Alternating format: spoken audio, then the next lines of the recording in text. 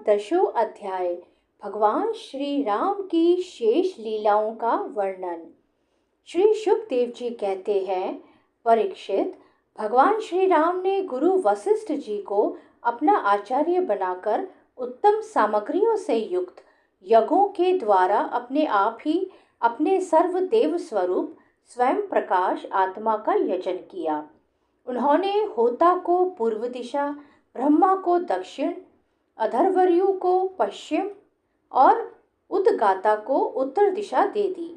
उनके बीच में जितनी भूमि बच रही थी वह उन्होंने आचार्य को दे दी। उनका यह निश्चय था कि संपूर्ण भूमंडल का एकमात्र अधिकारी निष्प्रह ब्राह्मण ही है। इस प्रकार सारे भूमंडल का दान करके उन्होंने अपने शरीर के वस्त्र और अलंकार ही अपने पास रखे।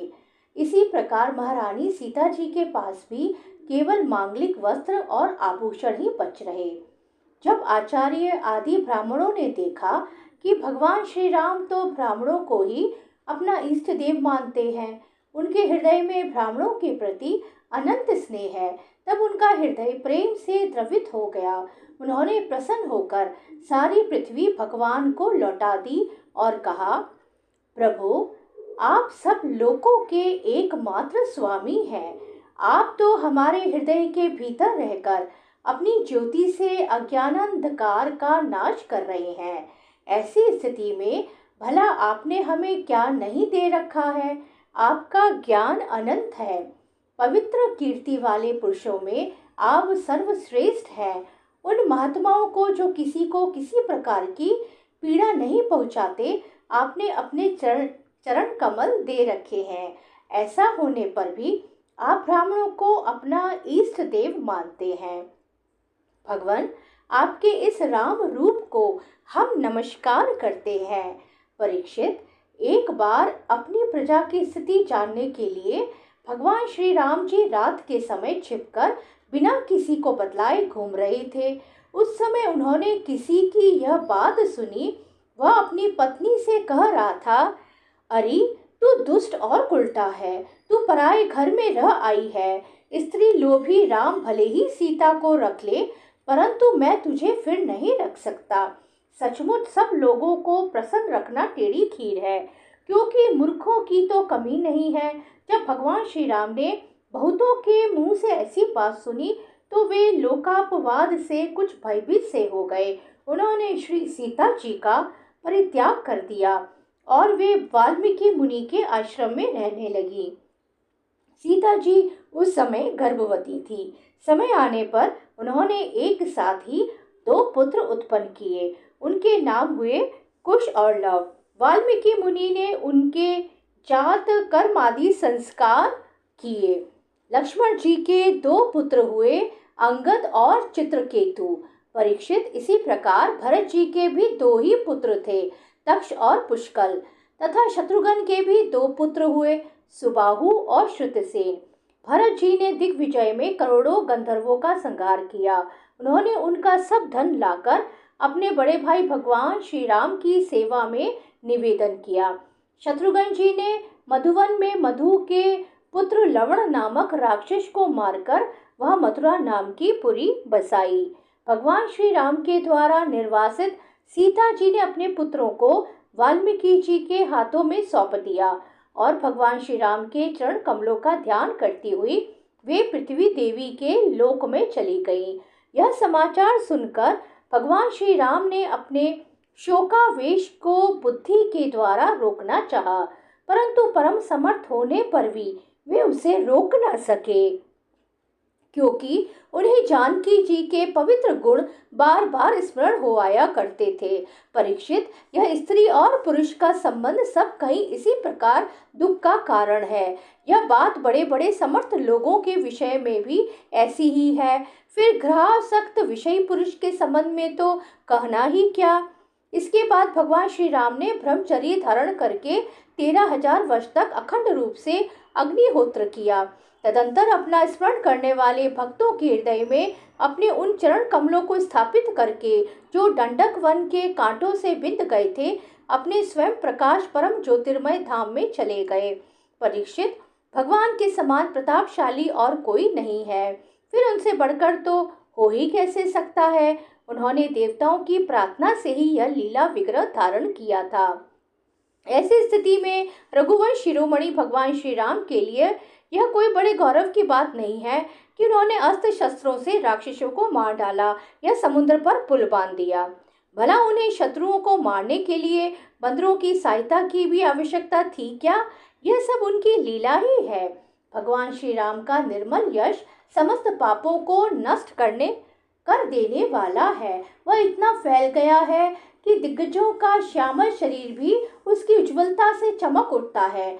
आज भी बड़े बड़े ऋषि महर्षि राजाओं की सभा में उसका गान करते रहते हैं। स्वर्ग के देवता और पृथ्वी के नरपति अपने कमनीय किरीटों से उनके चरण कमलों की सेवा करते रहते हैं। मैं उन्हीं रघुवंश शिरोमणि भगवान श्री रामचंद्र की शरण ग्रहण करता हूँ, जिन्होंने भगवान श्री राम का दर्शन और स्पर्श किया, उनका सहवास अथवा अनुगमन किया। वे सबके सब तथा कौशल देश के निवासी भी उसी लोक में गए जहाँ बड़े बड़े योगी योग साधना के द्वारा जाते हैं। जो पुरुष अपने कानों से भगवान श्री राम का चरित्र सुनता है, उसे सरलता, कोमलता आदि गुणों की प्राप्ति होती है। परीक्षित, केवल इतना ही नहीं, वह समस्त कर्म बंधनों से मुक्त हो जाता है। राजा परीक्षित ने पूछा, भगवान श्री राम स्वयं अपने भाइयों के साथ किस प्रकार का व्यवहार करते थे तथा भरत आदि भाई, प्रजाजन और अयोध्यावासी भगवान श्री राम के प्रति कैसा बर्ताव करते थे? श्री सुखदेव जी कहते हैं, त्रिभुवनपति महाराज श्री राम ने राज सिंहासन स्वीकार करने के बाद अपने भाइयों को दिग्विजय की आज्ञा दी और स्वयं अपने निज जनों को दर्शन देते हुए अपने अनुचरों के साथ वे पुरी की देखरेख करने लगे। उस समय अयोध्यापुरी के मार्ग सुगंधित जल और हाथियों के मतगणों से सींचे रहते। ऐसा जान पड़ता मानो यह नगरी अपने स्वामी भगवान श्री राम को देखकर अत्यंत मतवाली हो रही है। उसके महल, फाटक, सभा भवन, विहार और देवालय आदि में स्वर्ण के कलश रखे हुए थे और स्थान स्थान पर पताकाएं फहरा रही थी। वह डंठल समेत सुपारी, केले के खंभे और सुंदर वस्त्रों के पटों से सजाई हुई थी। दर्पण, वस्त्र और पुष्पमालाओं से तथा मांगलिक चित्रकारियों और वंदनवारों से सारी नगरी जगमगा रही थी। नगरवासी अपने हाथों में तरह तरह की भेंटें लेकर भगवान के पास आते और उनसे प्रार्थना करते कि देव, पहले आपने ही वराह रूप से पृथ्वी का उद्धार किया था, अब आप ही इसका पालन कीजिए। परीक्षित, उस समय जब प्रजा को मालूम होता कि बहुत दिनों के बाद भगवान श्री राम जी इधर पधारे हैं, तब सभी स्त्री पुरुष उनके दर्शन की लालसा से घर द्वार छोड़कर दौड़ पड़ते। वे ऊंची ऊंची अटारियों पर चढ़ जाते और अतृप्त नेत्रों से कमल नयन भगवान को देखते हुए उन पर पुष्पों की वर्षा करते। इस प्रकार प्रजा का निरीक्षण करके भगवान फिर अपने महलों में आ जाते। उनके वे महल पूर्ववर्ती राजाओं के द्वारा सेवित थे। उनमें इतने बड़े बड़े सब प्रकार के खजाने थे जो कभी समाप्त नहीं होते थे। वे बड़ी बड़ी बहुमूल्य बहुत सी सामग्रियों से सुसज्जित थे। महलों के द्वार तथा दहलियां मूंगे की बनी हुई थी। उनमें जो खंभे थे वे वैदुर्य मणि के थे। मरकत मणि के बड़े सुंदर सुंदर फर्श थे तथा स्फटिक मणि की दीवारें चमकती रहती थी। रंग बिरंगे मालाओं, पताकाओं, मणियों की चमक, शुद्ध चेतन के समान उज्जवल मोती, सुंदर सुंदर भोग सामग्री, सुगंधित धूप दीप अथवा फूलों के घानों से वे महल खूब सजाए हुए थे। आभूषणों को भी भूषित करने वाले देवताओं के समान स्त्री पुरुष उसकी सेवा में लगे रहते थे। परीक्षित, भगवान श्री राम जी आत्मराम जितेंद्रिय पुरुषों के शिरोमणि थे। उसी महल में वे अपनी प्राण प्रिया प्रेममयी पत्नी श्री सीता की जी के साथ विहार करते थे। सभी स्त्री पुरुष जिनके चरण कमलों का ध्यान करते रहते हैं, वे ही भगवान श्री राम बहुत वर्षों तक धर्म की मर्यादा का पालन करते हुए समय अनुसार भोगों का उपभोग करते रहे। बोले जय सिया राम।